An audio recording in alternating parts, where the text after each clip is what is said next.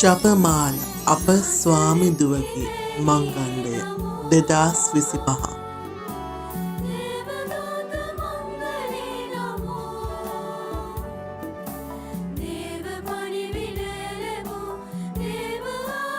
තේමාව ජපමාලය තුළින් අපි ශක්තිමත් වෙමු. 2025 ඔක්තෝබර් මාස 7 වන දින රාත්‍රිය 7ට කොන්තපන්ති 15 බැතිය සමගින් සංඝය ජපමාල මාතාවන්ට කැපකිරීම සිදු කරනු ලැබේ. එදින මරියතුමිය තුළින් පියදෙවතුන් සොයා WhatsApp group call තාක්ෂණය ඔස්සේ සජීවීව ඔබත් අප හා එක්වී ජපමාල මාතාවන් බැති සිතින් සැමරීමට අප හා එක්වන්න.